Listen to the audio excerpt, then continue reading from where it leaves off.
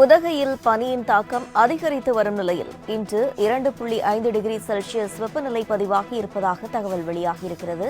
இதுகுறித்த கூடுதல் விவரங்களை செய்தியாளர் சுரேஷ் வழங்க கேட்கலாம்.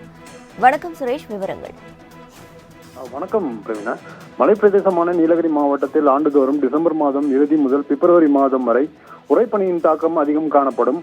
ஆனால் இந்த ஆண்டு டிசம்பர் மாதம் இறுதி வரை வடகிழக்கு தாக்கம் காணப்பட்டது. அதேபோல் ஜனவரி மாதத்தின் ஆரம்பத்தில் மழையின் தாக்கம் அதிகமாக இருந்ததால் உறைபனி தாக்கம் தாமதமாகவே துவங்கியது.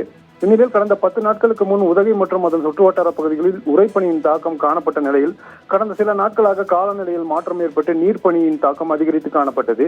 இந்நிலையில் இன்று காலை உதகையில் 2.5 டிகிரி செல்சியஸ் வெப்பநிலை பதிவாகியுள்ளது. அதேபோல் அவலாஞ்சி பகுதியில் 0 டிகிரி செல்சியஸ் குறைவான வெப்பநிலை பதிவாகியுள்ளது. மேலும் உதகை நகரில் பெய்த கடும் உறைபனி பொழிவு காரணமாக சாலை ஓரங்களில் நிறுத்தப்பட்டிருந்த வாகனங்கள் மீதும் நீர்நிலைகள் மற்றும் சதுப்பு நிலங்களை ஒட்டி அமைந்துள்ள புல்வெளிகளில் வெள்ளை போர்வை போர்த்தியது போல் உறைபனியின் தாக்கம் அதிகரித்து காணப்பட்டது. குறிப்பாக உதகை குதிரை பந்தய மைதானம், காந்தல், தலைக்குந்தா, HVF, லவுடேல் உள்ளிட்ட பகுதிகளில் உறைபனியின் தாக்கம் அதிகரித்து காணப்பட்டது. இதனால் அதிகாலையில் தேயிலை பறிக்கும் பணிக்கு செல்பவர்கள் கேரட், பீட்ரூட், முட்டைகோஸ் உள்ளிட்ட மலைக்காய்கறிகள் அறுவடை பணிக்கு செல்லும் தோட்ட தொழிலாளர்கள் கடும் குளிர் காரணமாக நெருப்பு மூட்டி குளிரிலிருந்து தங்களை தற்காத்துக் கொண்டனர். இந்த நிலையில் வழக்கத்தை விட உதகையில் இன்று உறைபனியின் தாக்கம் காணப்பட்டதால் வரும் நாட்களில் 0 டிகிரி செல்சியஸ் வரை செல்ல வாய்ப்புள்ளதால் தேயிலை தோட்டங்கள் மற்றும் மலைக்காய்கறிகள் சாகுபடி பாதிப்படையக்கூடிய சூழ்நிலை ஏற்பட வாய்ப்புள்ளது. பிரவீனா,